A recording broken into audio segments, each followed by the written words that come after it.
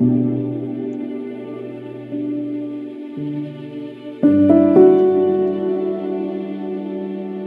good morning. It's about that time for Course in Miracles reading. This is the Lean Mean team right here this morning. My goodness, I know Tom will be here any second, but I got my papa, and really, what else do we need? We got myself and my dad. And Dean. And Dean's here with me, so we got 3 generations. Today's lesson is 265. Creation's gentleness is all that I see. And like usual, I'm going to read through the theme area that we're in, the special theme that we're in, because I'm reading out of A Course in Miracles, second half of the lessons. And I choose to read out of Tom's book, Understanding A Course in Miracles Workbook Lessons, because I think it's a little bit easier to understand. So today I'm going to read through the body of what's in the book. So if you got a Course in Miracles book, you can read along with me. It's in the 400s in the Foundation for Inner Peace version. On Tom's book, I'm on page 470, and Tom's book has a little bit of extra information in there, like Matthew Henry's commentary on the body that goes and puts a little bit extra detail in there for us. And it's helpful to Tom to get some reviews in, so I'm going to go in and fix my review today. Got the wrong picture in there. So I've got that to fix, a couple other things to do today. It's a Thursday, and the week is dwindling. Can you guys hear me all right? Does everything sound okay? If so, I'm ready to jump in and read. Yes. Fantastic. You sound good too, Tom. All right. Janine, I'm going to make you a moderator. I don't know if Adriana ever showed you how to go into my YouTube feed and pin a link to the top. But if you feel like doing that, you can. I'll get to it later if you don't. No big deal either way. Adriana will do it when she comes in, if she comes in. Okay, special theme number 5. What is the body? Make sure I got my... let's flip the screen. Gotcha. I might need a tutorial on that. No problem. It's no big deal. I can show you later, or show Dad, or I'll show everybody later on with a little quick email. And it's really a piece of cake. But if you search for me in YouTube, or you follow the A Course in Miracles.live link, it takes you to the YouTube channel where the stream goes up automatically. And it's the public part that you can share. So out of all the streams, it's the public one. And it lets people read along. So I'm going to jump in and read. And it's not a big deal if it doesn't show up there. I'll get to it eventually. Special theme number 5. What is the body? This covers ACIM workbook lessons 261 through 270. What is the body? This whole section is, what is the body?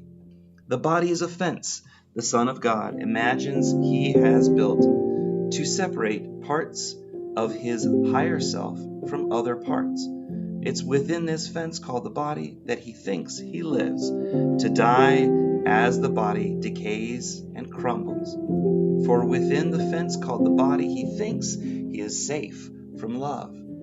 Identifying with his safety, he regards himself as what his safety is, which he believes to be his body.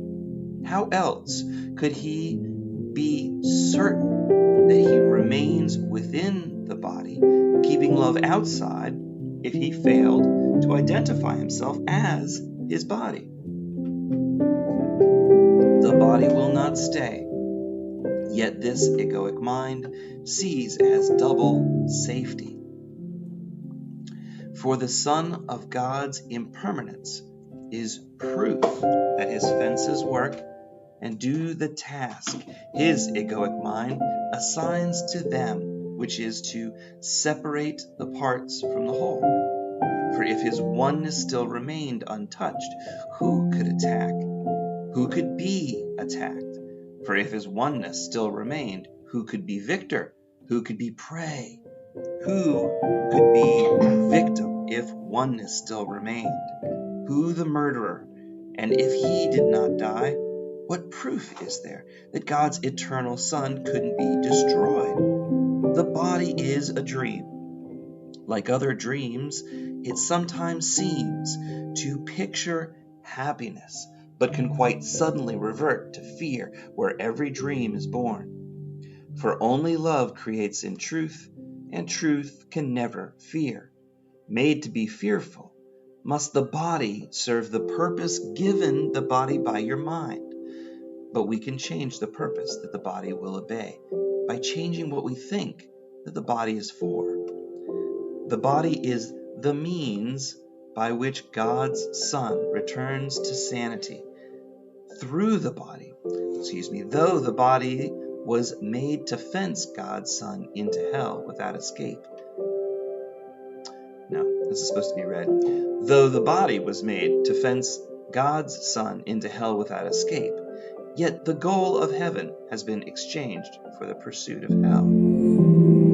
The Son of God extends his hand to reach his brother and to help his brother walk along the road with him. Now is the body holy. Now the body serves to heal the mind that the body was made to kill. You will identify with what you think will make you safe. Whatever it may be that you think makes you safe, you will believe that it is one with you. Your safety lies in truth and not in lies. Love is your safety. Fear does not exist. Identify with love and you're safe. Identify with love and you're home. Identify with love and find your higher self. And in Tom's book, he's got some notes. I read those notes every other day. I read the special paragraphs for the theme every other day. And so today in 265 is the day that I read that part.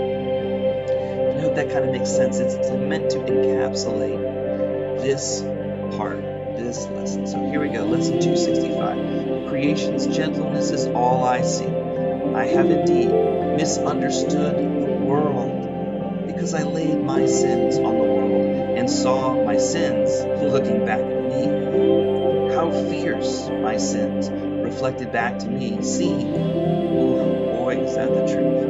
How fierce they seemed, and how deceived was I to think that what I feared in the world, or what I thought, come on, let's try this again.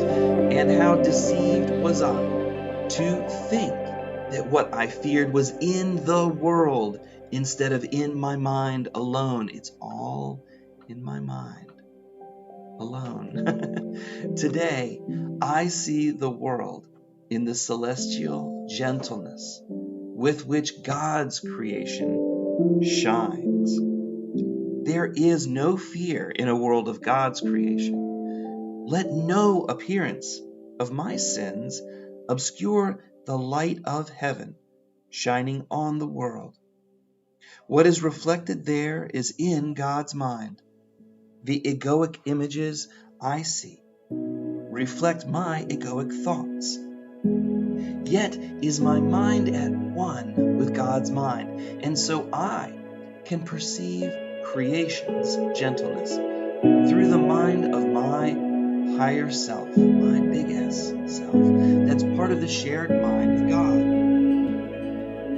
This last little part's in prayer. In quiet would I look upon the world which but reflects your thoughts and mine as well. Let me remember that these thoughts are the same, and I will see creation's gentleness. And Tom has a note on this lesson, number 265. Creation's gentleness is all I see.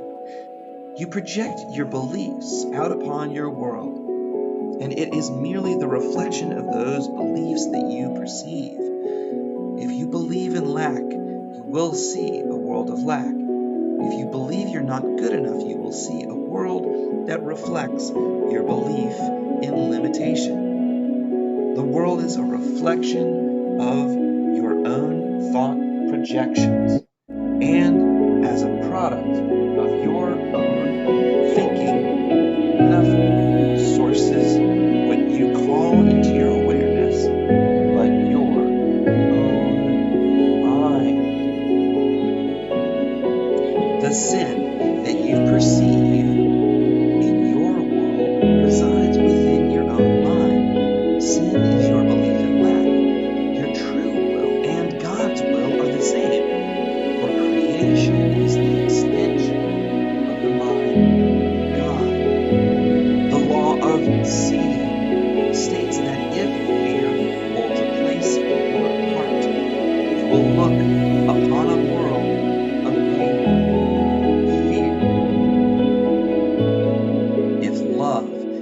forgiveness is only found within you, you will behold a world of love and mercy. The power of your interpretation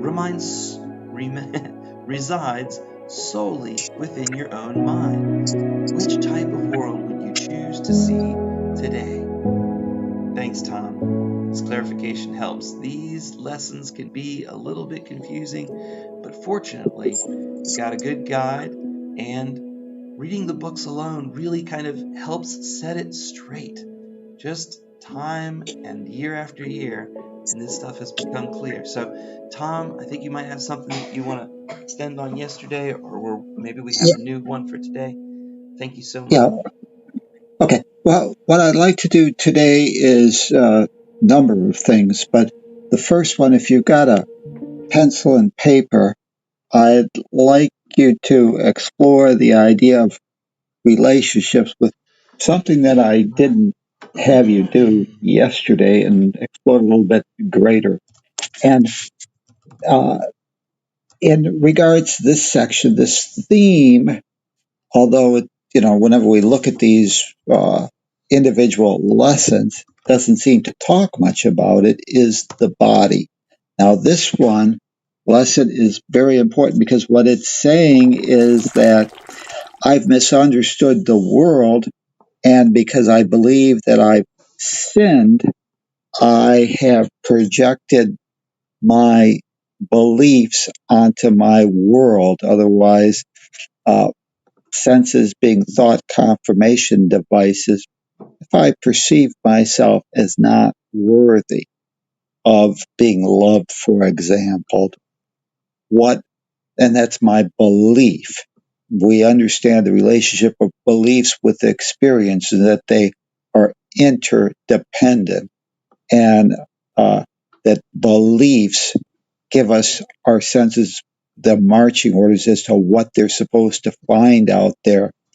They will go out into their world and confirm my belief that I'm not worthy of being loved. So, what our senses do and what our mind does is it tells our senses to go out, and we come back ignoring any other aspects that might be out there. And based on our orders, we're told to find proof that I'm not lovable. And that's what we do. We ignore all the love that perhaps comes our way, or the helpfulness, or people trying to help us and aid us in our how we perceive ourselves, and we project that out on them. So psychology, they also talk about the idea of projection and guilt. And a lot of times whenever you have certain aspects about yourself that you don't that seem to be so hurtful that you don't want to really believe that they come out of your mind, you project them upon others. You project them on the other actors on the stage and perceive that they have those qualities. So, like, today we see a lot of intolerance in our world, and a lot of the people that are railing about this intolerance, we see their hypocritical nature because they're basically being totally intolerant when they describe others. And that's this idea of projection. We project out, and now we see in others what we prefer not to see in ourselves. So we hide what we truly have within our own hate and venom, and we believe that it's coming from outside of ourselves. So we don't have to face it. We can say the problem's outside of ourselves. This lesson here is saying everything is sourced out of our mind. So what I'd like you to do is to just explore the relationship, because this theme is about the body. What your relationship with the body is. So I'm going to ask you a few questions: who, what, where, why type question. And then we're going to explore this idea. And it also says in here that we, creation's gentleness is all I see. Creation's gentleness is really the whole idea that God's will is that you be happy, that his creations be happy, or her creations or its creations be happy. We're going to explore that relationship that we have with the body, and also some ideas about happiness and where that arises out of. So if you've got a pencil and paper, just let's ask ourselves, what is the purpose of your body? So what is the purpose of your body? Why don't you take a moment, and I know we're going quick, but you can go back and reflect on these questions a little bit later. What's the purpose of the body as you perceive it? Not as someone else tells you, but as you perceive. What is the purpose?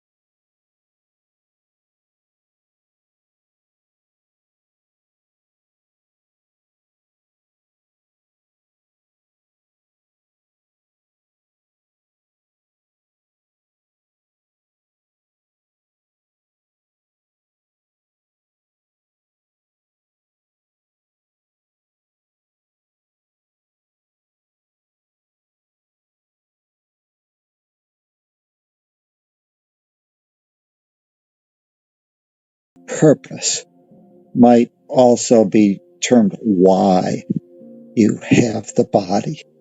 Okay, so second one was what. I'd like you to now ask the question, where do you have a body?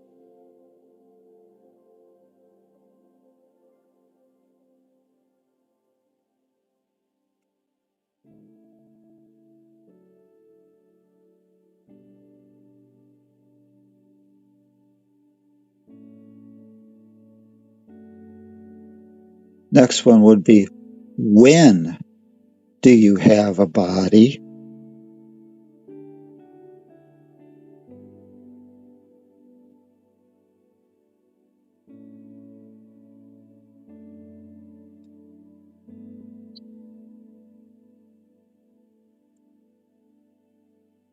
Yeah. Yeah. And then the last one is how you have a body.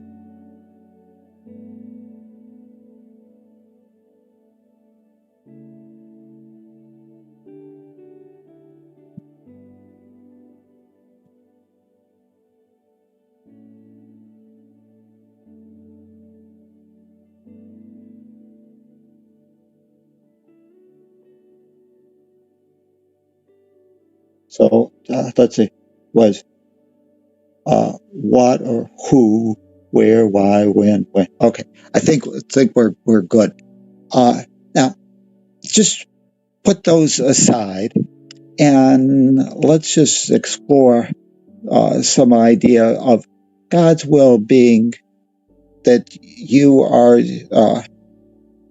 God's will is that you be happy. There's a theory out there. It's self-determination theory, but it talks about your relationship to happiness and also creativity. That a lot of times, for you to be happy, you need to be somewhat creative. And this whole idea of self-determination theory says that you have three factors that play an important role in you being happy and creative, that they're kind of interrelated and linked together. The first one is your level of competency. Otherwise, how capable you are of completing a task. We mentioned before that fear arises anytime you believe you lack the creative ability to handle a given situation. Okay? So, really, competency, if I believe that I'm competent in handling a given situation, I will not slip into fear. Why? Because I believe I have the creative power, the creative energy to deal with it. Okay, and to bring it forth to fruition, to see it successfully completed. The second aspect is autonomy. Now, autonomy is not really the idea that I'm a autonomous being separate from everything else, but it's more, or we might want to really use the term cause, that you're cause, that you are a creator, that you have the ability, the autonomous ability within yourself to deal with situations, that you're a cause rather than an effect. So although they might use the term autonomy, it's really your ability to be causative. And the more causative we perceive ourselves to be, the more likely we are to be able to handle a given situation, because we're not a victim now, we're cause. And that, of course, will allow us to reduce or not move into fear. And we can't really be happy when we live in fear. The third aspect is relevancy, is this idea of relationships, and that you would, in order to be happy, to be creative, you need to, or one of the aspects of it is this idea that what you're doing is relevant, not just to yourself, but to others. So in this case, it might be, you're being creative, but seeing other people benefit from that creativity, maybe seeing value in what you're producing. Likely we are to be able to. There's a relationship there between handle a given situation, because we're not a victim now, we're cause, the other, and that, of course, will that allow us to feedback, reduce or not move into fear, purpose, and we can't really be happy when we live in things fear. That you do. The third, okay, because you wish to be helpful. Of course, Miracle says that your function in time and space, this dimension of physicality, or the world of perception, which is the four dimensions of space, which is up, down, depth, time, or the fourth dimension. And then the fifth dimension is your beliefs. And earlier we talked about beliefs, and how this lesson here is saying that what we see outside ourselves is purely a reflection of our own mind. I think I've said it before. Your world, your own private world, is a reflection of your own mind.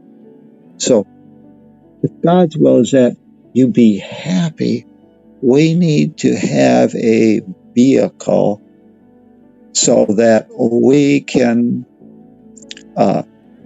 in this case, demonstrate fulfilling our function of forgiveness. Our purpose is love, and our destiny is the peace of God. And in order to fulfill those things for forgiveness, we need someone or something that we perceive, and that could be ourselves, that needs forgiving. Okay. For love, we need those relationships with supposedly others, even though ultimately we're connected. And when we have that self determination, when we realize that we're the source or a causative uh, force for our world, and that we have the creative power to handle any given situation. The world is a reflection of our mind, and we now have purpose in perhaps seeing others giving us feedback that we're moving in the correct direction. Now we have the ability to be creative and the ability to be happy because we've got self determination. So, what I'd like to do is to mention the idea that the Course in Miracles says that you're mind, that you're not your body. And therefore, being mind, that's thought. And one of the things in physicality that's different than mind is that a body or things cannot really be shared. By that, I mean that if I have one sandwich and I want to share that with you, I cut the sandwich perhaps in half, give you half, or maybe give you the whole thing, whatever it is. And there's still only one sandwich between the two of us. There's this idea that form requires some type of sacrifice, that between the two, we may still have one sandwich, but your gain was my loss. So form, just because of its very nature, in that it's limited, cannot really be shared without diminishment of the giver. The law of God says to give is to receive. When we understand the law of God, what the only thing that we can truly share without diminishment is thought, is ideas. If we share those beliefs, if we share those ideas with others, you don't lose that idea. As a matter of fact, if that other takes on that same belief for themselves, your belief in that original idea is strengthened and it's shared. So minds are joined. And this idea of projection is a kind of a reflection of that joining of minds. When you perceive yourself to be a sinner or not to be worthy of love, you project that out into your world. And your world then reflects that back. Just because your senses are like confirmation devices, you've given your senses marching orders to find the proof to verify that you're not lovable, and you project that upon others. Well, that also, just that whole nature in seeing someone else as not loving you, enhances or strengthens the idea that your world is a fearful place. Your world is a not loving place. So these are sins, self-inflicted nonsense within our own mind. So what I'd like you to do now is let's take a look at those ideas. And why don't you just quickly see how you defined your relationship to the body? Because in time and space, our body, Course in Miracles says, is a neutral communication device. It holds a space on this game board where we get to demonstrate what we truly believe and hone our skills, and what we perceive the body to be is going to have a major impact on our ability to be happy. So we want a good relationship with our body.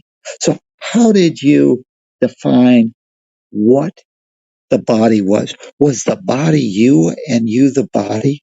Because if so, the Course in Miracles says that you have to accept the limitations that come with the physical form. We've said that physical form cannot really be shared, but physical form also tends to have limitations attached to it. It has needs. And therefore, when you perceive yourself to be the body, instead of it being a perhaps neutral communication device that holds the space for you to play and to relate and have relationships with what we might perceive as the other, it limits our ability. So where are we? Do we realize that we need the body as a game token to hold a space on this game board of time and space?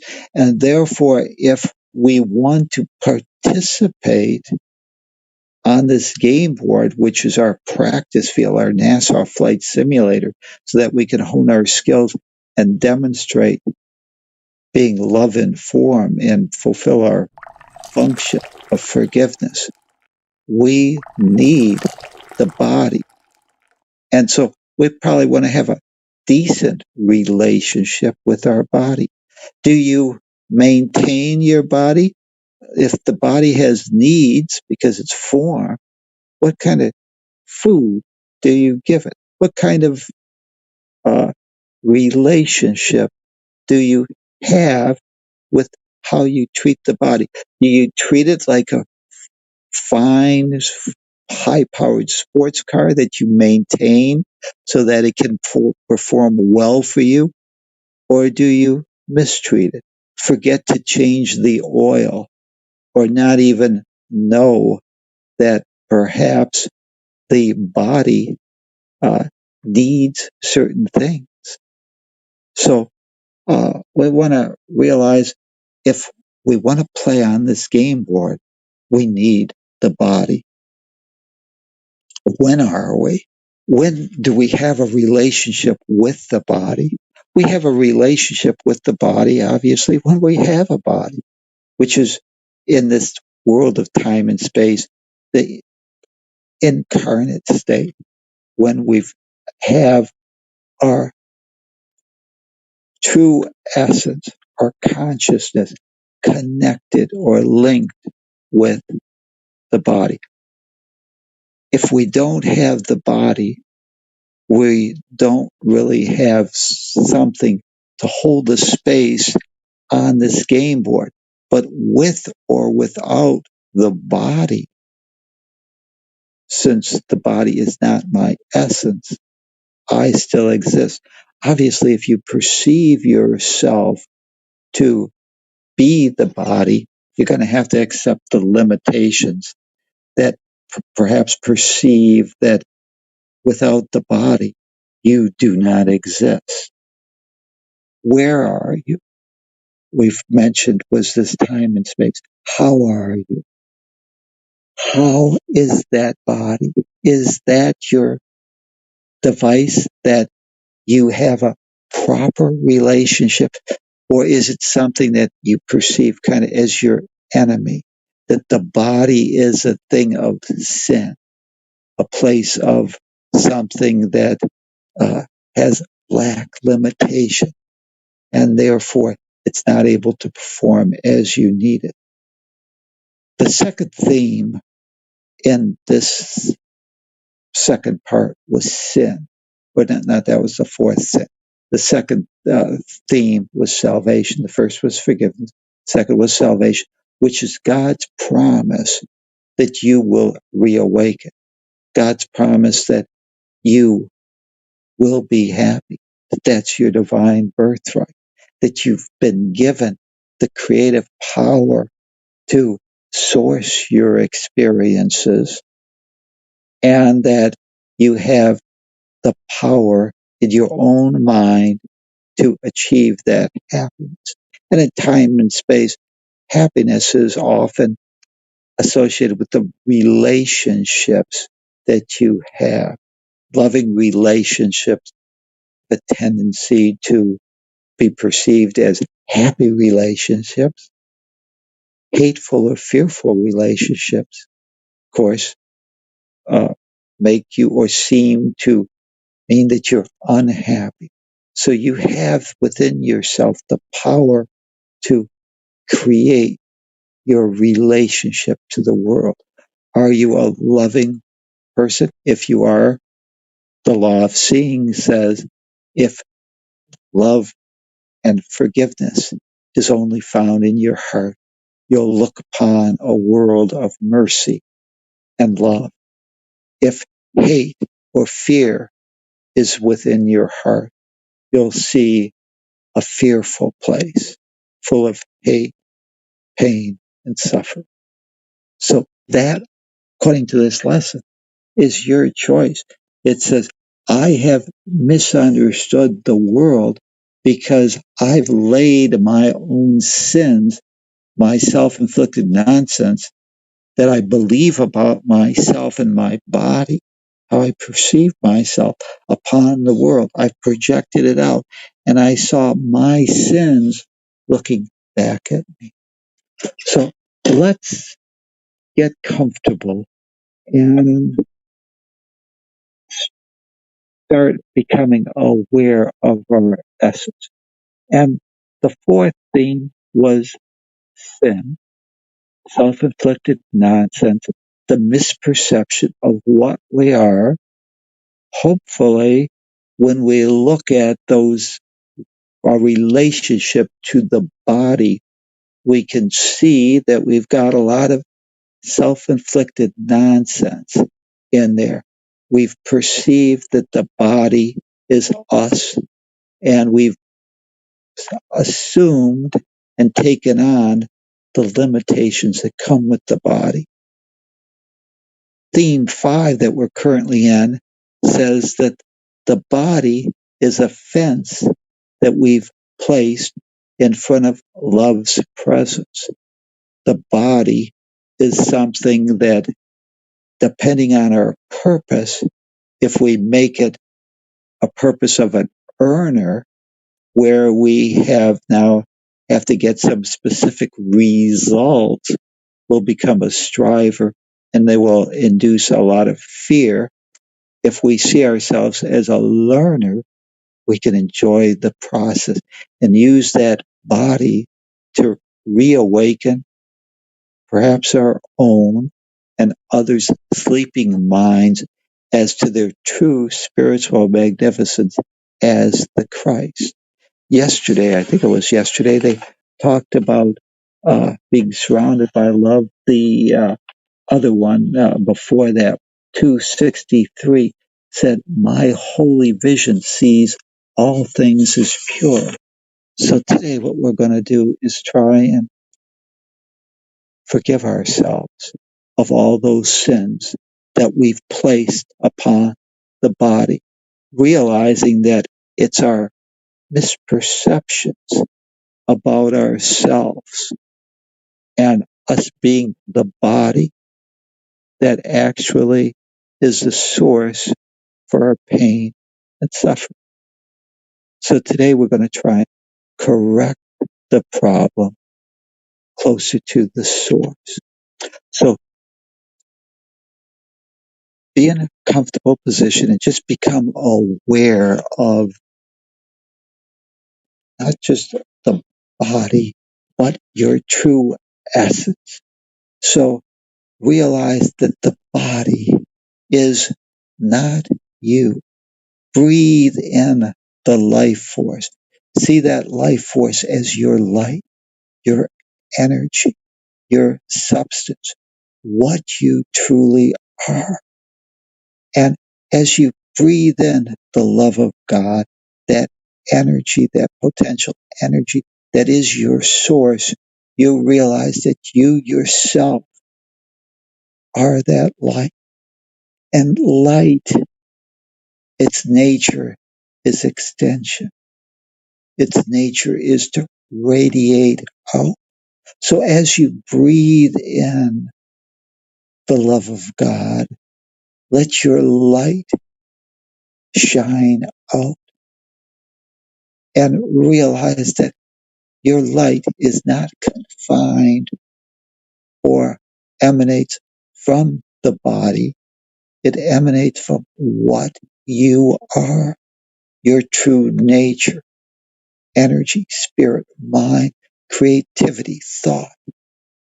It's that you are. You are an individuated aspect of consciousness, part of that one self. And as you realize the truth of what you are, why don't you move that light, that essence, and hover above, hover above your body and just start looking down at the body. And let's start trying to improve our relationship with that body. This game token, this body, this is not me. This is my costume. This is my communication device that I use and have a relationship with it so that I can hone my skill. I breathe in that energy, that life force, and realize that my purpose here in time and space is to be happy. And if I want to practice the idea of being love informed, if I want to practice and hone my skills on being helpful by being forgiving, I need to have a placeholder in this dimension of time and space. Where am I in this dimension of time and space? It's my NASA flight simulator where I get to pretend and perceive myself to be separate from the whole, to be individuated consciousness that appears to have a separate autonomous existence, separate and apart from the whole. The whole and what I am is perfect, whole, and complete. No separation.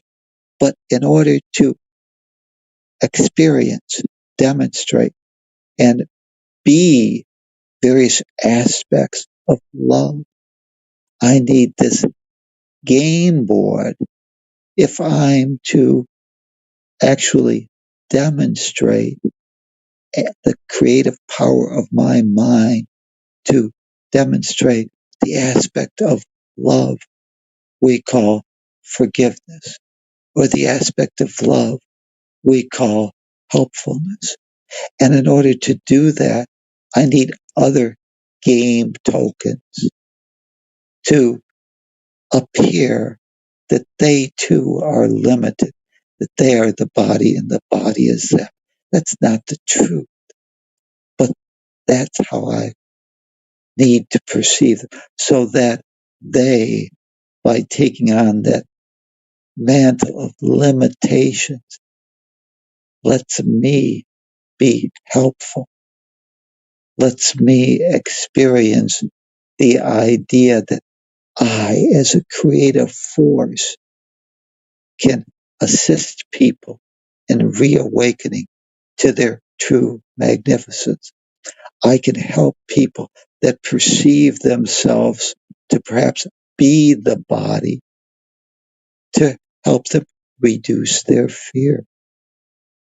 This body, this game token that I have, is my instrument, and I want a good relationship with that instrument so that it's in its top form, so that it can perform well when I call on it to help my sisters, my brothers in this world of seeming hate and fear.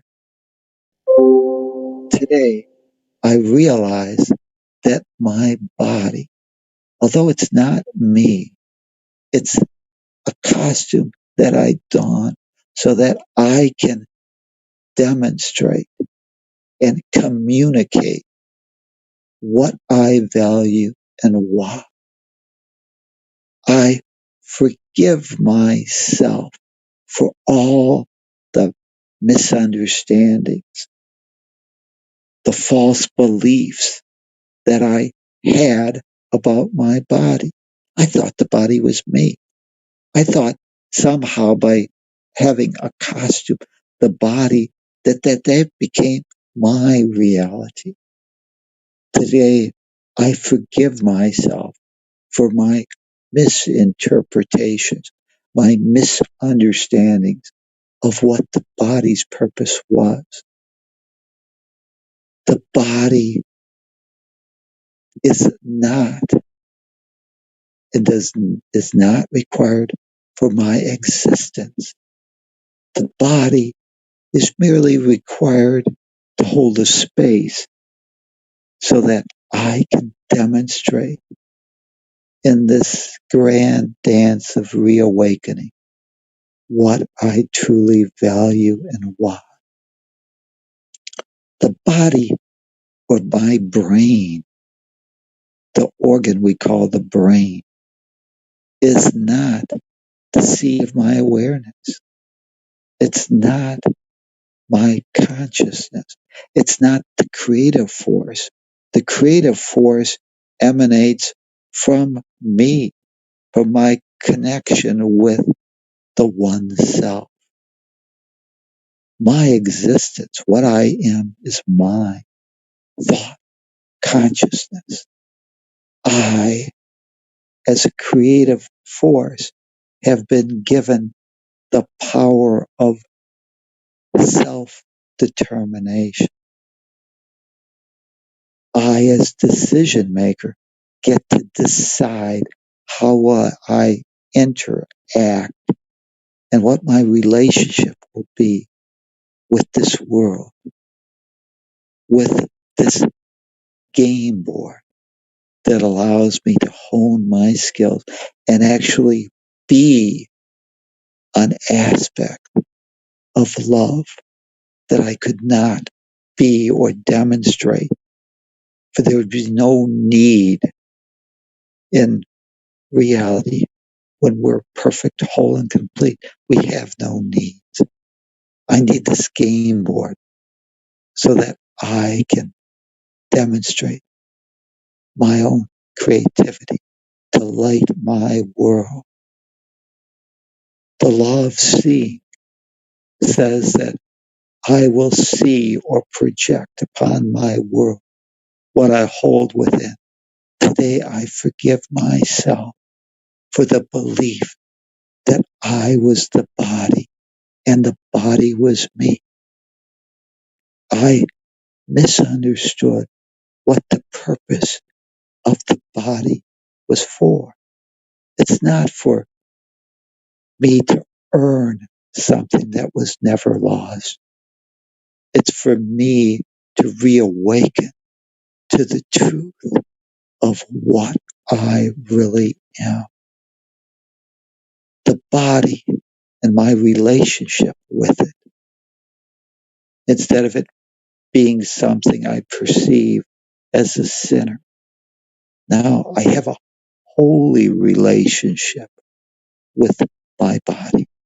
I see it as an instrument for me to commune with all other shared aspects of the mind of God. I forgive myself for the sin, the self-inflicted nonsense that I could be limited by the game token we call the body. And now I embrace the body as a costume, an instrument, a tool for me to demonstrate what I truly value and why. This lesson today says salvation's gentleness is all I see. Today, I see this game board to be a place where I can express my creativity and demonstrate that I can help others and share with them and be creative and be that love in form. I can demonstrate being helpful. I can demonstrate to the ones that perceive themselves to be a body that have come and joined me on this game board that perceives sin or lack to be real. I can remember the truth that I am not a body. I am free and nothing sources my experience but my own mind, me, my thought, my ability to place my awareness on something. And nothing can rob me of my own inner peace unless I choose to allow. Today, I realize I am the decision maker. I can use the vision of Christ, the law of seeing, to project out the truth to my world, that this world is a place for sleeping minds to reawaken to their true spiritual magnificence. Today, as decision, I will not misperceive the purpose of the body. I will not be attached to the outcome for my essence, what I am. I realize that this world of this dimension of space time, the world of perception, is only a thought form of my own mind's making. Today, I will be an instrument for the truth. I will share that truth. And with the vision of Christ today, I will not mistake other game tokens, other costumes, other bodies, other things. I will not mistake that costume for the truth of what they are. And as I do that, forgive myself for my own misperception. I forgive others for theirs. And I unlock the jails of my own unforgiving mind. Today, I forgive myself for my belief that there was something wrong with me, that I had lost my divine inheritance. Now I realize that I'm on an exciting adventure, reawakening perhaps my own sleeping mind and perhaps others that perceive themselves to be separate from the truth of what they are. Today, I get to demonstrate by using this game token that we call the body what love would have me do. Today, I reclaim my decision maker. I take it away from the egoic belief and lack, limitation, separation. I accept the guide of the Holy Spirit that knows the truth of what I am. And today I will go about playing my role in perfect harmony, realizing that salvation is God's promise, that we all must reawaken.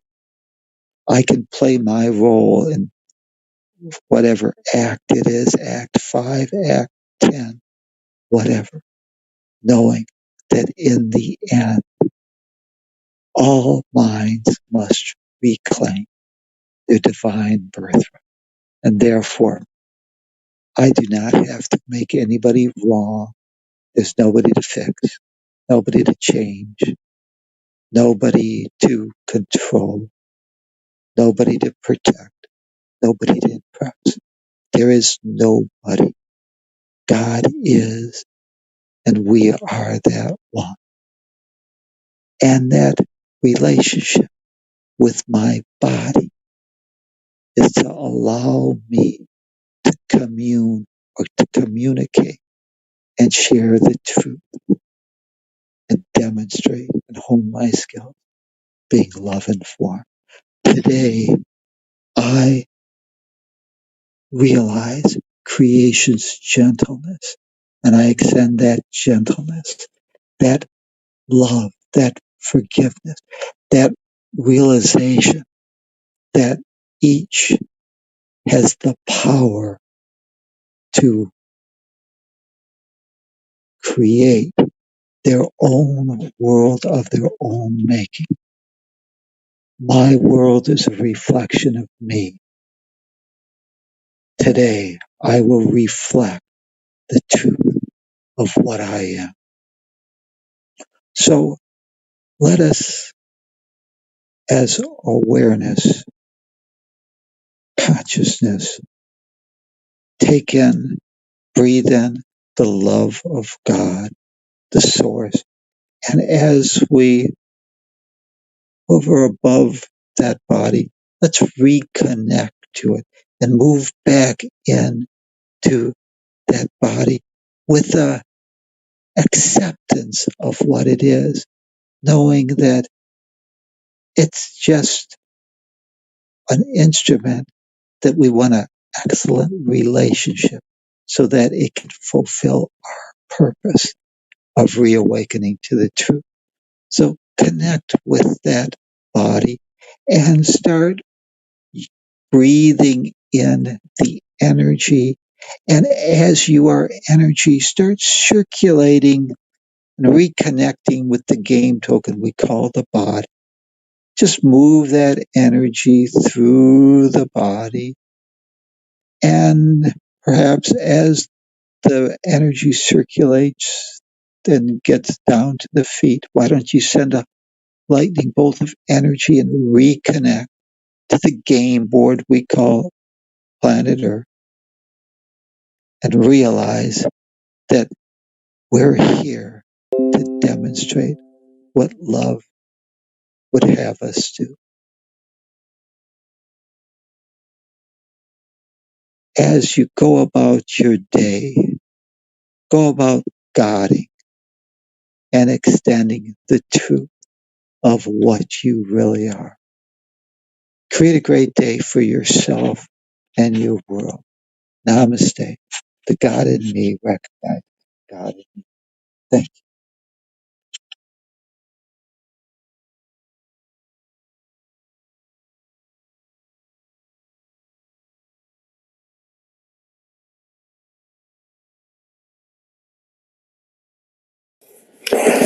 Wow, Tom. Good morning. Good morning, everyone. This, as usual, was filled with your exposition, was filled with explanations of where we are, how we got here, where we're going. It's kind of like a pivoting point, perhaps, understanding that we are the essence of what we are and who we are is spiritual. It's an essence. It's an entity. It has definitions as parts of what make us up. And one of those things, minimal in terms of the importance of it, is our body. And yes, we do have a body. We can't ignore that on the one hand. On the other hand, when we come to the lesson of today, by not only accepting that, but applying the lessons that we know about spiritual truth to the physical world, we can enhance and advance our personal lives as well. We can become a better person. We can become a happier person.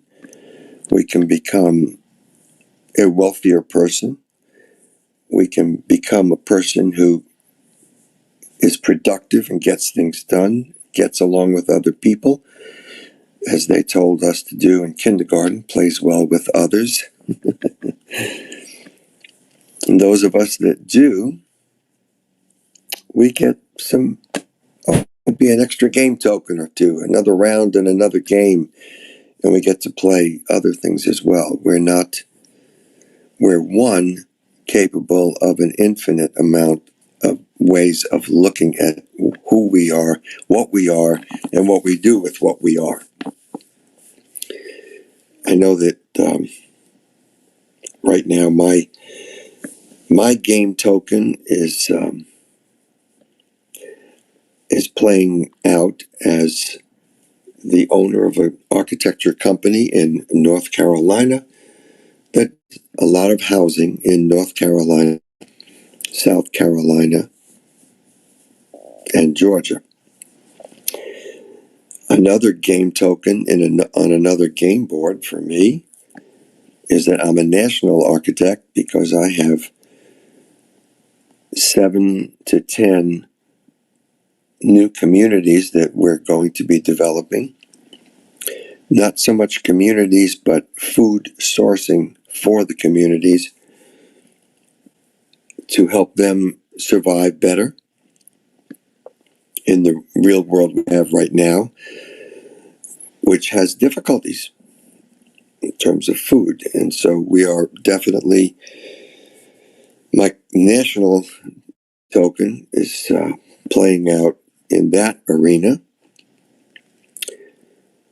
And then I have my international business as an architect and a developer in an African country called Liberia. I just came back from being there a week, learning new things, teaching some things, becoming a very unique face for them to see. I met with a couple of chiefs of clans in one of the first areas we are going to be developing. We met with a number of politicians. I actually went to the church. It's called the President's Church because President Weah built it himself. He developed it, let's say.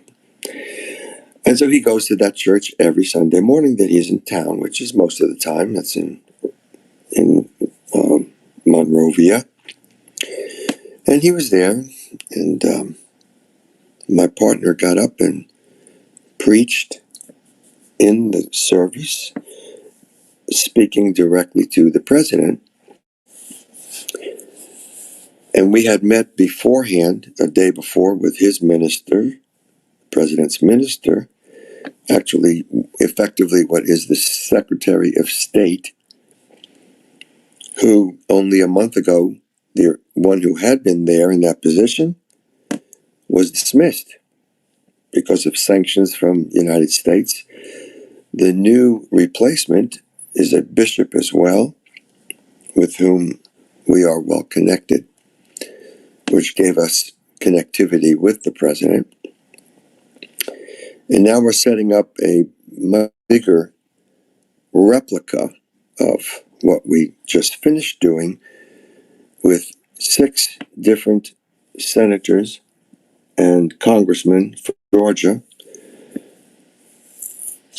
to be there in November so that we can prepare for the ultimate meeting with the President of the United States and the Vice President to secure some funding through aid for Western Africa, which they had set up months ago, which we have been, without knowing that, because it just happened, we've been preparing for years, 7 years. The point I'm making here is that we are essentially one spirit, but we can have several game tokens. People who are athletes have several game boards, perhaps. Some the ones that run, some that jump, some that swim, some that lift weights, and so on and so on and so on.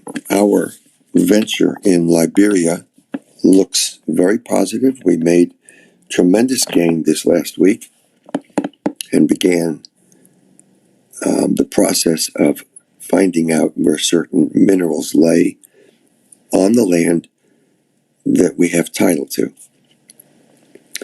And so the government of America is interested in what we are doing, and we're certainly, obviously, interested in what they're doing. And there is going to be a coming together before the year's over. The world is not all about, if we look at the totality, about what we think and what we feel and our perceptions, right or wrong, but understanding how these things all emanate from precisely what we are, who we are. That's the question we all started with here. What am I? The answers come as we explore all of the different ways that we're inextricably connected to this world, as long as we're here. If we just retreat from everything, we're not very connected. We're not going to be doing very much. If we retreat with a purpose to write a book or something, that's just as powerful as being very involved in other areas. Everybody has a place or places on this game board. And if it's one game board that we look at, maybe that's the whole world. But it's also a way of looking at the fact that we play on a bunch of different game boards. Each one has its own rules. How can we do well on this game, in that game, and the other game? And can we be loving still while we're doing all of this? Can we help others while we're doing all of this? In all these games, can we flourish? Can we help others to play their game better? All of these things accrue when we look at life the way the Course in Miracles presents it to us. And that is, there are miracles everywhere we go. The book starts off with 50 different descriptions of what miracles are and how to spot them. Most people are lucky if they even use the word. They might substitute it using, synchronicities, and boy, that was lucky. Boy, it sure is great that I was there. That was a real coincidence, wasn't it? In reality, these are all expressions of the miracles that we all live in. It's more like we're living and floating on a boat on the ocean, on the surface of the ocean, and there's miracles all around us. We can see it as water, which is supporting the boat in terms of physicality, or we can look at it as the miracles of God that support our personal and spiritual evolution. That's what we are engaged in. This particular lesson is about 80% of the way through all the lessons. We do one every day, and we're up to 265. And 265 out of 365 is 80%. So we learn each day another aspect, another facet of this fantastic existence that we're all sharing, and finding how we can, by understanding it better, we can help many other people more than we perhaps ever thought. One person at a time, sometimes one group at a time. It's a grand world we live in. Those are my reflections about the things that you mentioned, Tom, and what today's lesson is. So that's my thoughts for today. Let's have some other people express theirs. By the way, I have to say that, Shirley, when I first saw your picture, your icon, I just thought of, because I couldn't see any more clearly than the little teeny tiny picture, that you had a beautiful halo around your head. And then when I looked at it a little bit more closely, well, it's still a halo as far as I'm concerned. So welcome others to speak up, come and join us, and give us your impressions. Thanks. Well, thank you. I do have a halo.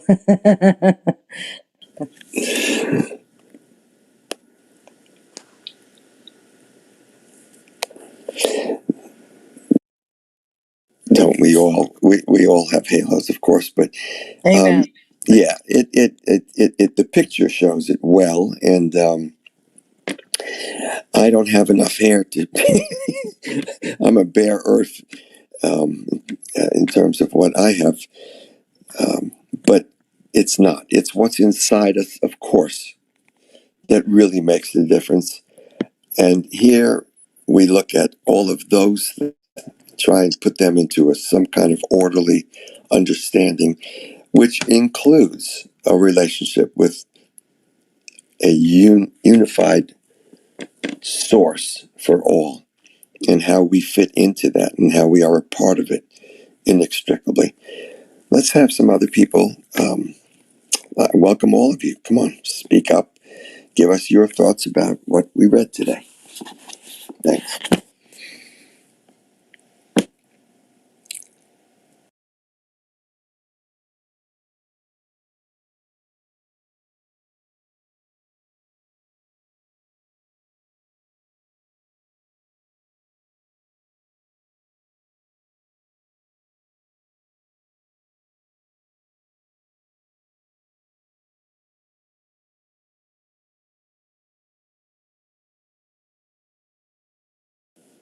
Well, this is a deep one, I suppose. And I don't want to talk just for the sake of talking, but I do invite you to all come and join us. Tell us a little bit about yourself. We don't have to think in terms of grandiose thoughts of ideas and things here. We also live in a real world where we walk one step at a time. And I'd love to hear some other people. And if there's nothing much to be said at this point, just to take it all in, that's okay too.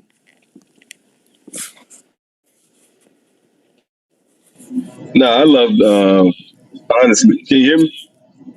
Yes. Yeah, I just enjoyed just hearing, just the good affirmations, I would say, in the intent. And I could feel that through, just through just the affirmations, I'll say that. And yeah, just, hearing, just thinking about architecture and stuff like that. It's pretty cool. I was just listening.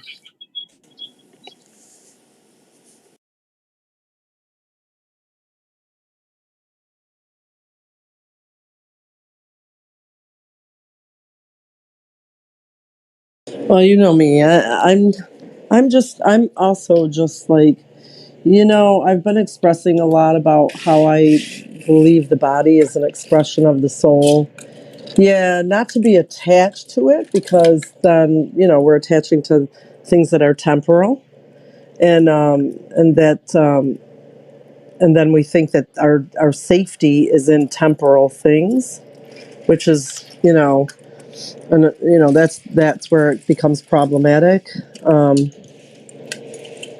But at the same time, being that this life is temporal and this experience is temporal, I'm choosing to continue to experience the body. So, and I don't want to separate the body from just like I don't want to separate anything. I don't want to separate the body from my soul either. That's what I'm thinking about, Bob. Yeah, I'm starting to.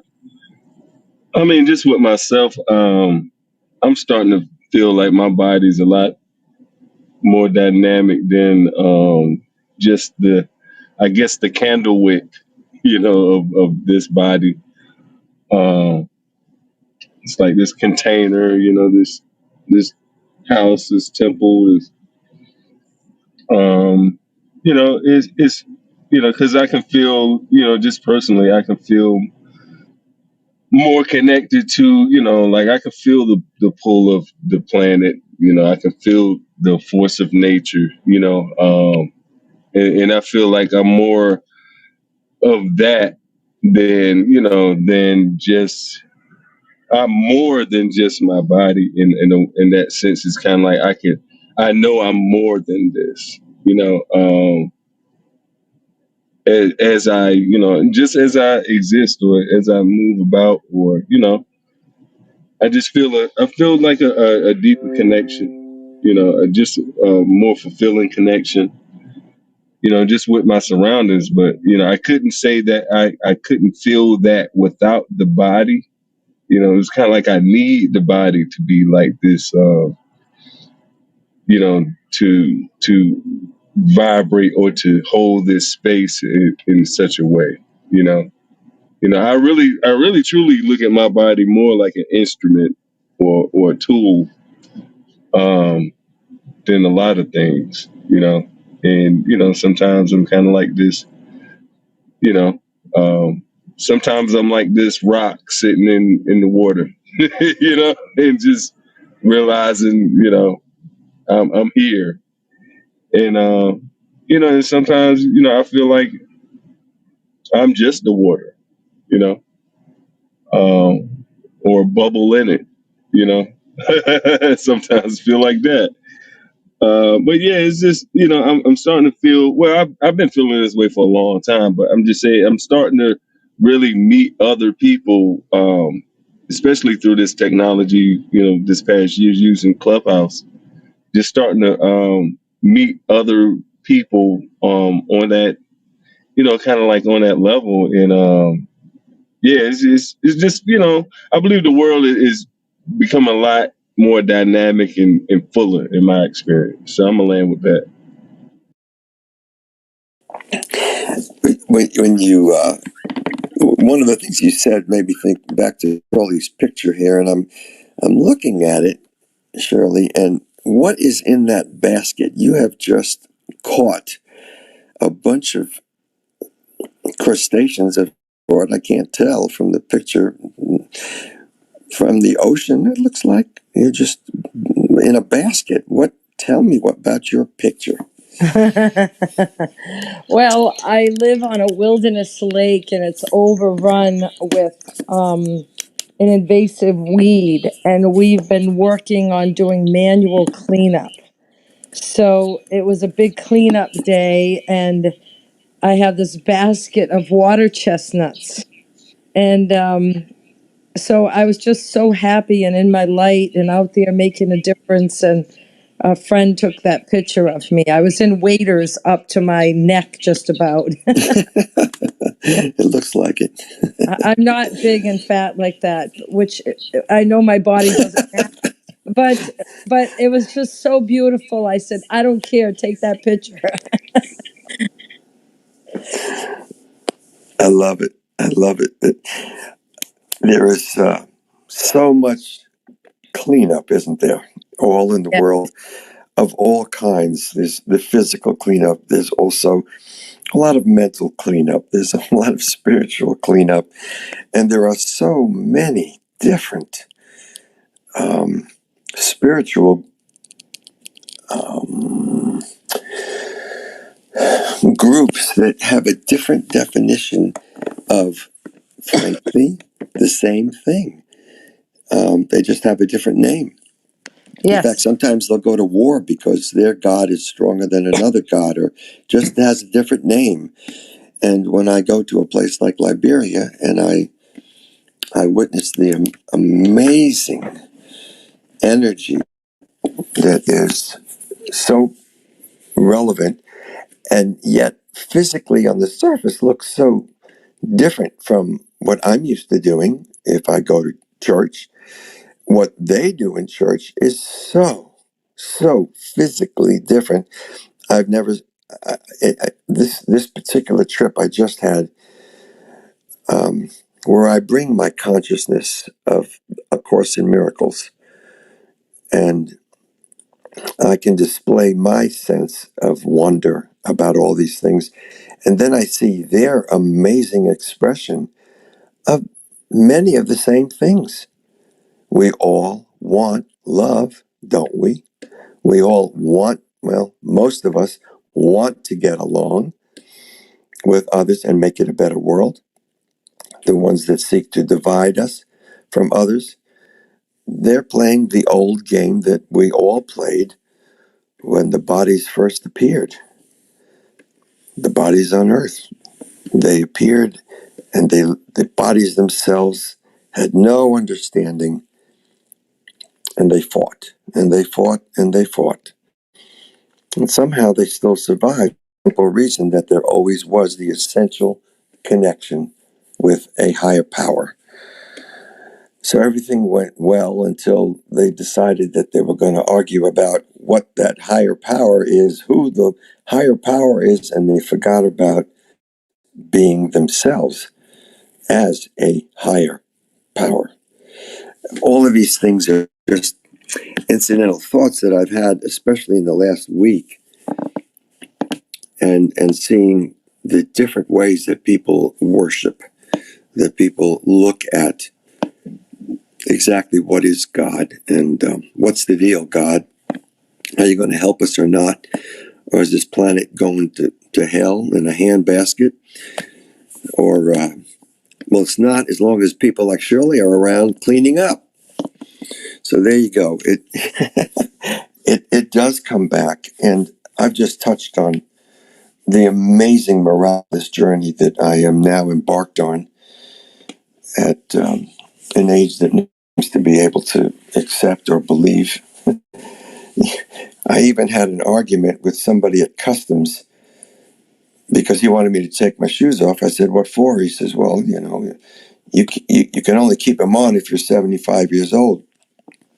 And I said, "Well, I'm 7." And he said, "What?" A nice conversation. He looked and he saw for sure. And it's little things like that that kind of add spice to the life when you come from the miraculous point of view, the one that gives you a sense that, this does make sense. There is a sense to all of this. And we can improve our life miraculously once we understand how everything relates to everything else. Does that mean understand all? All is not the same as everything, although the words are almost synonymous. I don't have to understand a million gazillion things. I do have to understand my relationship with my source and how it can improve my life or it can mess up my life.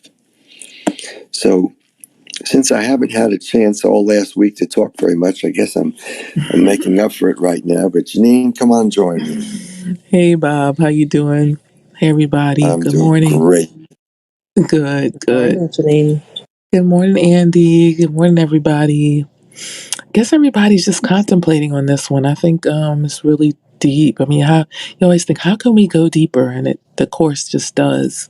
And everything is about our minds and how we decide to see the world. Um, and we have creative power to affect that. I know I did the exercise this morning, and I'll share with what I wrote down, share with you guys what I wrote. And the first question was, what is the purpose of the body? Initially, I wrote down to experience the world internally and externally and interrelate with others. And internally, meaning our feelings, how our bodies feel, and externally, how I always see it as an interface, like our cells and our skin and touch, taste, eyes, all that. The sensory experience is how I've always seen the purpose of the body up until now. The next question, why do I have a body? And I'm talking low because I'm not at home, so I don't want to wake anybody. And I think that kind of goes in with the first one for me. Why do I have a body? Again, initially, these were my initial thoughts until after today's lesson. And I've expanded on those ideas just with the lesson today. Where do I have a body? In this time space reality, I feel like there's this dot, like I'm this dot of on the web of the kind of like the World Wide Web, but not our World Wide Web, but the universal World Wide Web, where I'm this point of light, and that's where I am. When do I have a body? Right now. And there's only now, as far as I know, but I know that some people, there's this belief that the past and present and the future kind of converge in a sense. So that's too deep right now. I can't go there. And how do I have a body? I feel the Holy Spirit has expresses itself as me and envision the essence of Janine. So that's why I'm here the way I am. I like the idea that, yeah, of course, God's will is for us to be happy, and that we do need a vehicle and to express. And so, through this vehicle, to express love, which is our real purpose, we do need this body, we need each other to demonstrate love, to demonstrate, to function as forgiveness, to forgive each other for whatever. And what else did you say? You said some other things, Bob, that I kind of missed. I was trying to take notes. Something about the fourth and fifth dimension. I missed that. But I'm thinking about how the physical form, if if you perceive yourself as the body, then you do have limits to, believing what you can do. So, yeah, I'm really contemplating the lesson this morning, and I thank you for your notes, Tom. They're really helpful in expanding my ideas of how I see my purpose here. So, thank you. Well, That's very I cool. think I think like Battle had said something. If you see the body as a tool, an instrument, as opposed to your existence, it now becomes an instrument, a tool that allows you to be in the now and to have an impact on that now and to let your light shine. So, um, it's just a different perspective, but with it being an instrument, you realize that you need that to interrelate to one dimension, this time space continuum, but that you're much, much more. Uh, And it's only in the now that we can reawaken. Okay. So it's only now that we can demonstrate what we truly value and why. And we, on this dimension, anyways, need that game token so that we can interrelate and get the feedback, make sure that we can make mid course corrections to continue on that journey. Thank you. And also, go ahead. Go ahead, Jordan. I wanted to say, Bob, it's interesting that, let me roll up my windows. It's interesting that you keep saying the game token, right? In this, because I designed the game to describe, how do you say, the connection, how a person can expand their awareness and consciousness, right? Through this kind of like these trials or whatever in this video game. And so that's why, like, every time you kept saying these tokens, I was like, because that's how, in game design, that's kind of how we talk. And so I like using this avatar and learning how to, I guess, integrate myself into the stages and use all of the game mechanics that I'm aware of to affect the game. So that's why I that was another thing that I really enjoyed about the whole build. So so I really appreciate that. You really you're speaking my language. And Tom is the one who has introduced all of us to that particular nomenclature, to see ourselves as tokens on a game board, and the game board is what we play, and that we're here to learn rather than just to earn. If we learn things, then we can grow as a spirit, we grow as an entity. And that's just a part of Tom's brilliance and his the way he brings it all together to help us understand our relationships. Because that's what we have on this earth. These bodies are all in relationships. They're all, and sometimes they play different games on different game boards, which is what I was alluding to. The essence of things that I usually talk about are dimensions, all the way from 0 to 5. And Tom has a slightly different way of looking at, he has a different viewpoint, same stuff, different viewpoint. And it's interesting for me to listen to him, and he listens to me, and we sometimes get a chance to talk about those things, but they all relate back to what we're doing here, which is A Course in Miracles. I did notice that you're into games a lot, Battle Rapper, and I think most of us are to some degree. That doesn't say much that way, but anyway, you all get what I'm talking about.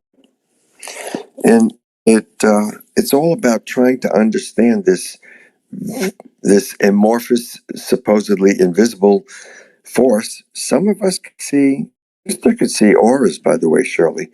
She could see the real stuff. And she could even differentiate. And she could tell something about the aura, but she had a friend over there I can remember so many years ago who basically could read your aura. She'd say something like, "You have a very beautiful golden aura, and it tells me this." And someone else had a yellowish aura, and it tells you that. We have been given so many different, the world has, let me put it this way, the world has so many different ways of trying to understand itself. It's amazing how many different types of reading that we have. Andy specializes in something I never heard of before. Andy, she is ear chick.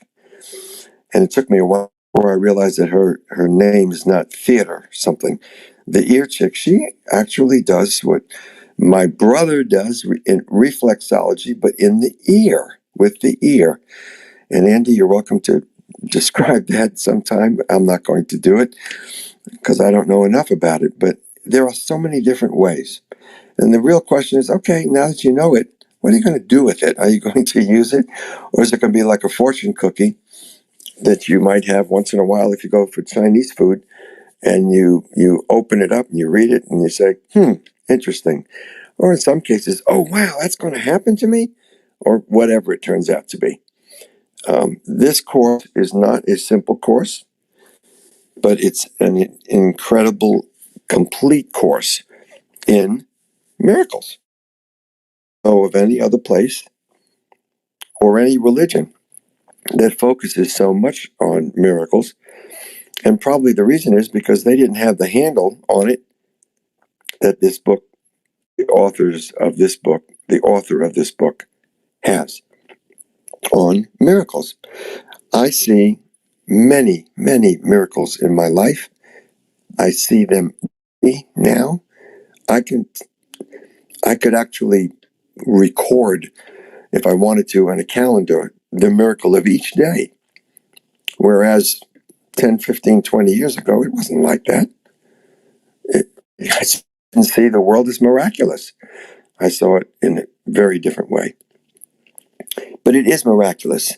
And every miracle that's here is like every droplet of water in an ocean that is holding that boat up that I mentioned earlier. Miracles are everywhere. And the more we see them, the closer we make our world to heaven. And that's what this book is about, because that's what heaven is. It's a place of pure miracles. So it all comes together very nicely in my mind. And right now we're trying to understand where the body and our physical life exists and how it connects with the miracles of life that we all can experience if we up our consciousness and understand where they're coming from. Come on, Andy. Yeah, yep. I was just thinking. But there doesn't seem to be, I mean, there is a line of demarcation between our bodies and our, minds and such. I'm just looking at the cutest little dog. Oh my God, sorry. Go ahead. What were you going to say? Lovely. Well, go ahead. Uh-oh. I think he's not connected. Andy, can you hear me? Probably in the car. Are you in the car, Lee? I sure am, and it's sometimes terrible. Can you hear me okay now? Yes. All right. I just wanted to reflect back the appreciation, the depth that I get from each of these lessons.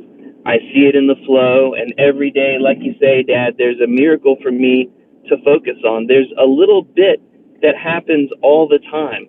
And so this morning I had ideas at 2 a.m. and I got up and I took some notes and went back to sleep peacefully.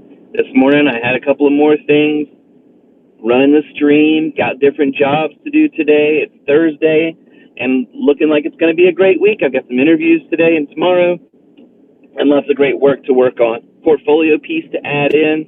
So I've got great creative work to do today. I'm grateful for that. And I hope everybody stays dry and has a wonderful day.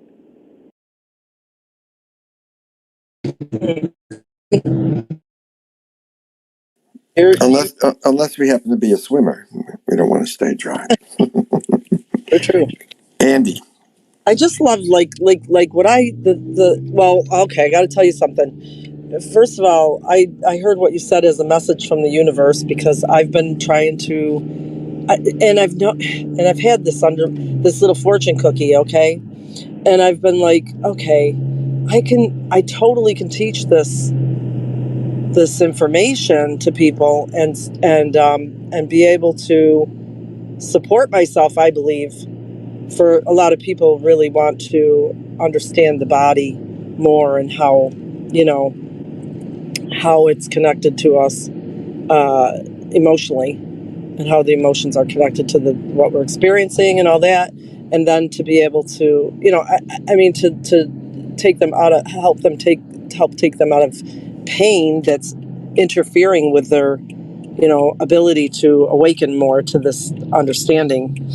And I'm taking what you just said as a universal message here, as that yes, that is probably the way that I need to do this, because I'm choosing now to be more mobile. I want to. That's my desire, is to be more mobile and to still be able to have an income. And I think that's really the way, because it's such a powerful technique to help people with pain that is actually really interfering with that ability, to really connect and to really, because pain is going to be the first, that's going to take our attention off of everything. And then we're attaching too much to the body then. So it's kind of like, to be able to teach them how to release the pain, so that then they can then be brought into maybe a deeper understanding about how that's working like that and why, and all that stuff. Anyways, it's got its roots in Chinese medicine, which is, to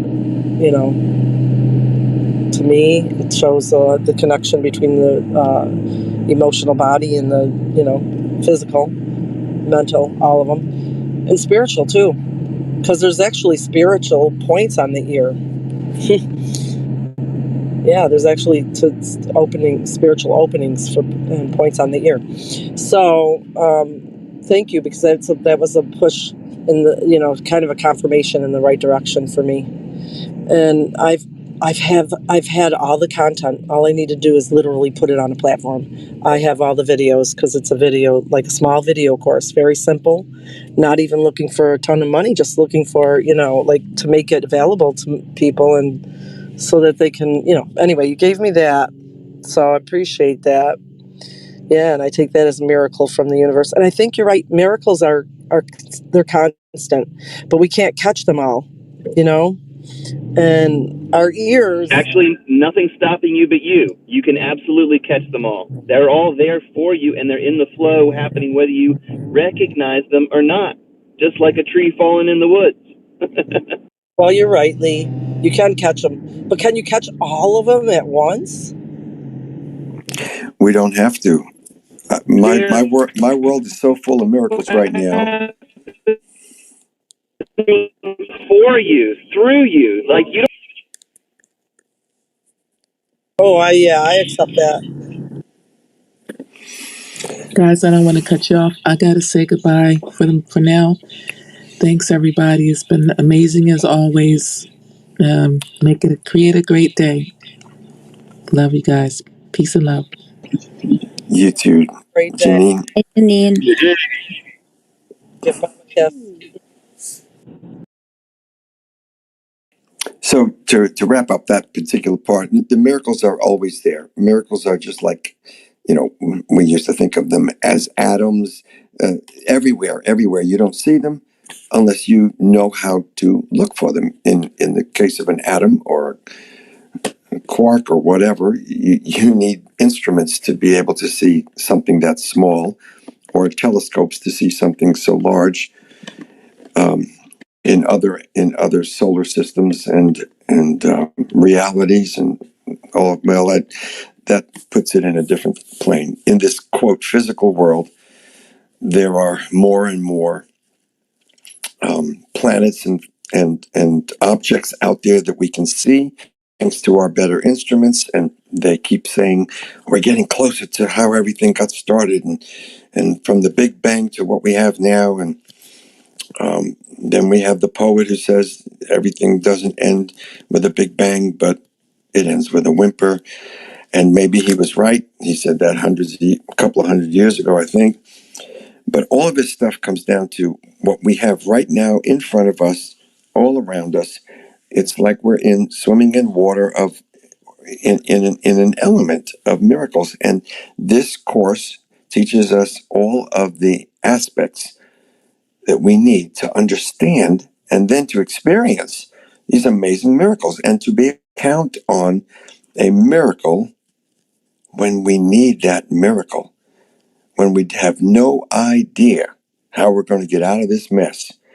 But if we have studied these lessons, and right now, as I've said a couple of times already, 80% finished through the lessons of the year, one every day, we know we can count on something coming up that we had no idea was going to be there. It's kind of like Andy was saying. You got a message from something I said that reminded you about the work you've done with the ear. It wasn't a miracle from my point of view until you say, Bob, that was what I needed to hear today. So, and we talk about these things because there's something here. There's a real here, as opposed to there's no there. There's something real that seems so intangible and out of reach, even to people who know the Bible very well and so on. And yet the miracles happen every day, all the time, and even define all that time is. It's very all-pervasive, and I think I'm going to wrap this up as well, unless someone else would like to join in or add to what we've said. If not, since Lee, I know, is bringing the kids to school, is probably on his way back by now, I think we can finish up this room. Lee, I'll turn it over to you. There you are. You just have to let me know if you can hear me or not, I guess. Yes, I can. Okay. It's a miracle. It sure is. Well, I can recount a couple of the little learnings. So yesterday we ticked over doing 444 days of Clubhouse in a row, and about the beginning of the year, I started streaming this out, and I'm not sure how much it helps. I do stream it out to YouTube, which means anybody on the internet could go and watch it. I also stream it out to this place called Twitch, which is kind of a marketplace of creative ideas and artists and musicians, and it's a place where theoretically another Clubhouse type following could have bloomed. But the last place, Facebook, is the only closed place that I stream it to, and our Facebook group seemed like it was going to kind of proliferate in a couple of different directions. And you know how Facebook is. We get a lot of different kinds of posts, but once or twice a week we get some posts that are outside of the streaming stuff that I do. And of course George posts every morning with the lesson. And it seemed like a great experiment to try out for the year, and we're definitely going to finish the experiment. I'm going to keep doing this every single morning for the rest of these lessons. But I don't know what's going to happen after that. I'm putting that in God's hands. I know that I learned a ton doing this, and that's one of the things that I want to do is take a little bit of time and write it out and kind of post it so that if somebody else wants to find their voice in this same way, they've got a template to follow, because it's not any big deal. My miracle here is showing up in the morning and reading a book and making that space over the last 444 days has been an incredible life lesson that I didn't even know I was going to create. But for me, and I'm happy to share it, and I want you guys to know how grateful I am to see that when I created a space, the universe showed up and populated it with people, and that feedback is part of the being a student and being a teacher in A Course in Miracles. The book is broken down into a text, a workbook lesson for students, and then the course for teachers. And it's the teachers part of the book that opened it up for me. It's what made everything make sense. I couldn't make head or tails of the lessons. It's like it wasn't even in English. And the text made less sense than the lessons.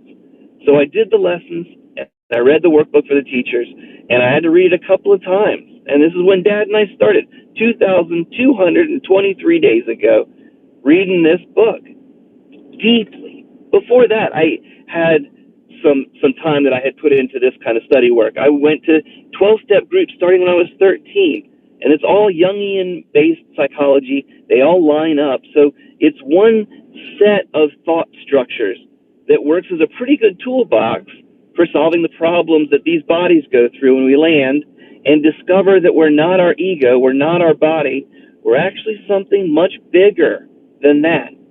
And so today, I realize that my mind is big, like the aura that extends beyond my body. But yeah, man, this is a game, and battle. I make games too, man. The end of 1998, I made a video game for a James Bond movie. It was one of the biggest things that I did. It's still on my resume that I send out today. And that video game, I did it in Flash. Flash 2, man. It was old school. It was basically a hacky version of Pac-Man, but it was a James Bond car going around picking up things. And you could shoot with a laser. And the game mechanics of that is the same as every other game. We make games here on Earth to simplify the complexity that we're going through so we can test out some ideas. I can play a game of tic-tac-toe with you 15 times and get a lot of information on who you are as a person. I can play a game of chess with you and find out how you think ahead and how you plan stuff out. I can play a game of poker with you, find out if you can bluff or not. All of these games help us learn about each other, and it helps us dig past the separation that appears to be in front of us. And so we are all one. In a true, deep way, we are all the same source. The life that's in me is the same as the spirit life that's inside of you. I'm just my own differentiated aspect of God, like a wave in the ocean. If God's the ocean, I might be a wave over here, you might be a wave over there, we might wave at each other.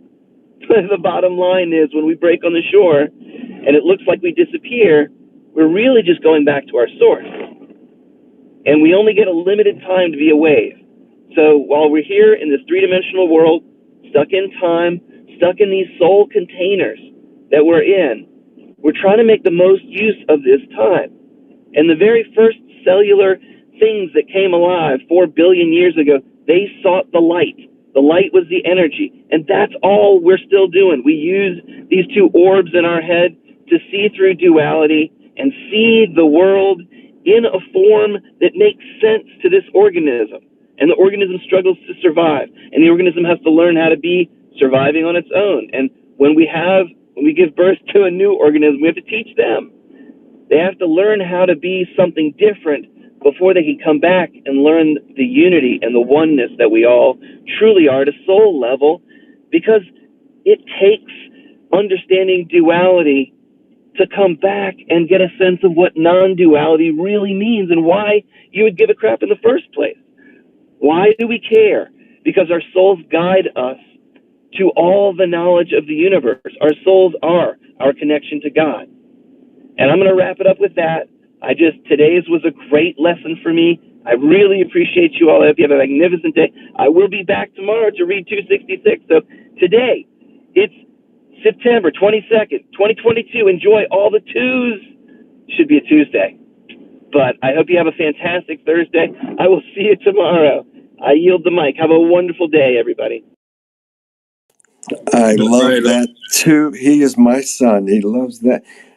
All those twos. It should be a Tuesday. Lee, that's a classic. I'll not forget it.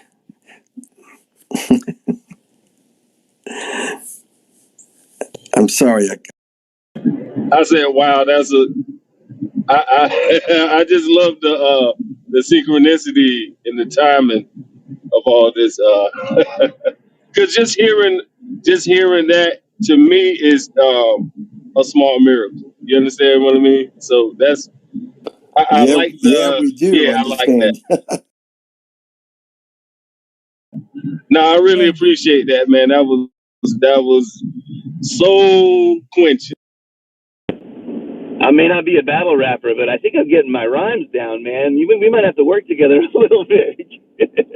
Well, hey, look, I already got the game document down, man. If you want to work, all right. The systems, everything's all designed. I just, yeah.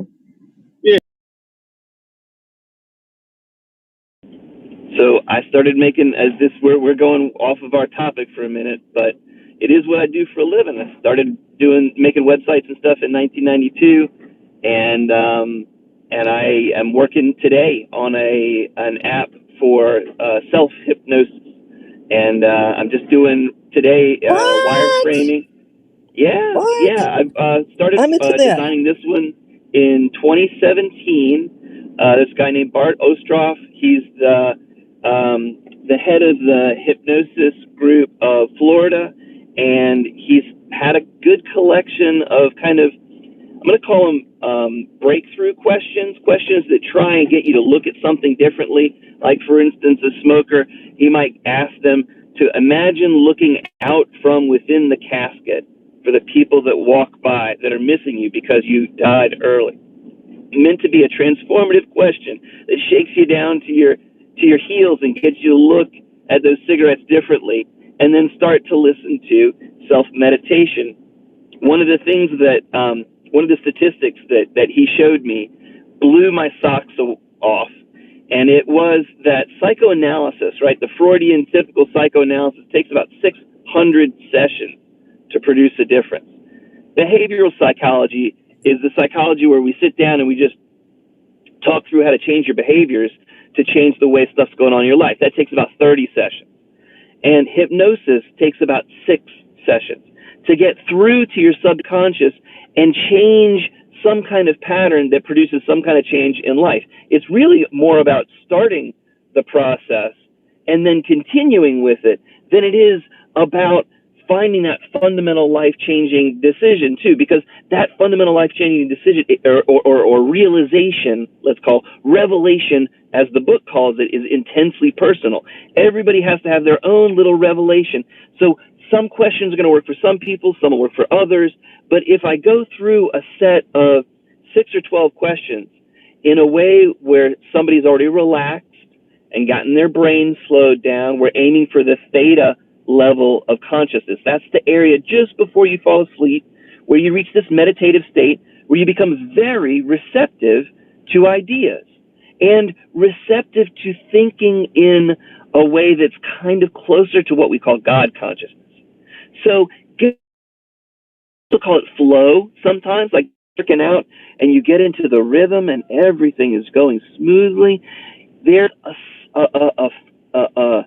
your brain slows down and gets into a slow, smooth rhythm, because slow and smooth can be faster than the fastest thing you do.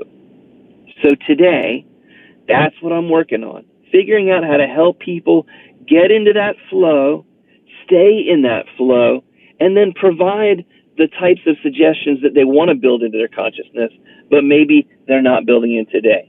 So I feel super lucky. I'm self-employed, so I can do what I want to do, and I can afford to do this project today. I'm going to use it to build up my portfolio, because I got an interview tomorrow where I've got to go through my portfolio. But I have high hopes for that interview, and life is okay. I can pay the rent this coming month. It's going to be all right. Whoo, man. Yo, that's so cool, bro. Because in my particular game, I used the DJ element, or in hip hop, it's a certain kind of alchemy to it, and the DJ represents a certain mental aspect of creation, right? In this particular game of because you got to learn these kind of skills to progress. So part of it was learning, like in battle rap, right? Say if you get like stuck somewhere, we call that a choke, right?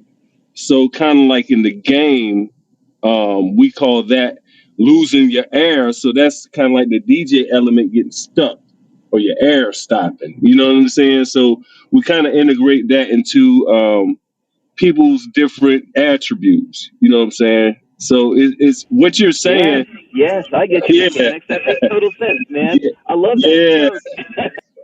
that. Yeah, because that's a real element.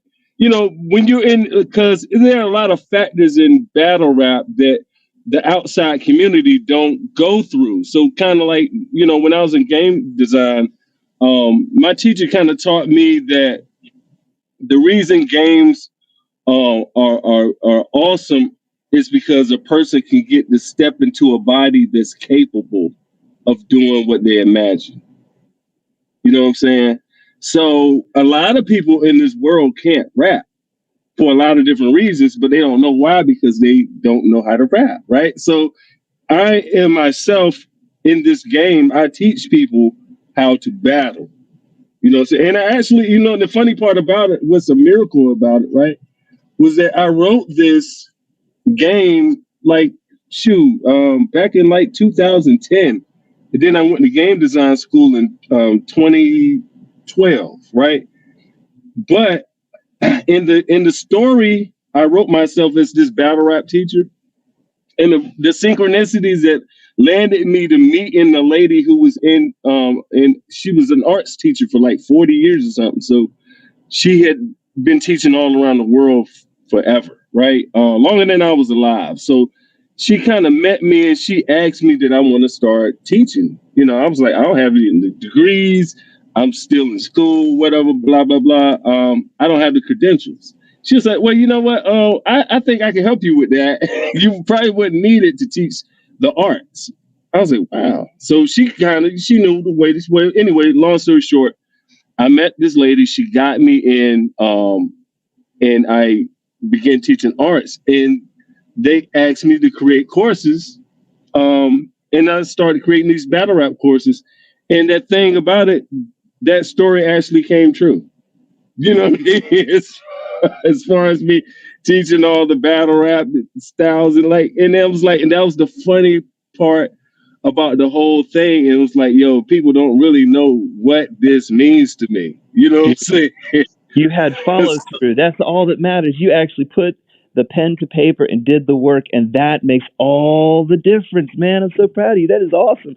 I want to see this Dude, game. the thing about it, I didn't know it was going to be real. I had no plans of trying to make this thing real, is what I'm saying. That's the funny part about it. And that's what really shows me the miracle, as far as like, I'm in the right place. You know what I'm saying? So hearing this, and hearing how y'all speak about things is kind of like, man, this is this, and I thank Andy for inviting me. You know what I'm saying? So, yeah, it's just, yeah, I'm really grateful for grateful to be here. Brother, I I am think I grateful you're followed, here. yeah, I think I followed you. So, yeah, man. Hey, good luck with you. Yeah. Hey, man, we're gonna be talking, I guess. All good. And I'm going to sign off now. I've got to go do a couple of things. And I love it when everybody is getting excited about what's going on, what we're talking about. And it sounds like we might even have things to share beyond the miracles of our lives, talking about the things, how we've applied the miracles and the miracles that have occurred in our lives. So I'm going to sign off and thank you everybody for being here. I'll see you all tomorrow, 6:30. We get started, or soon thereafter, right after a couple of minutes. Lee puts it all together every day. Been doing it many, many days. So that's it for now. Bye, y'all. Bye, Bob.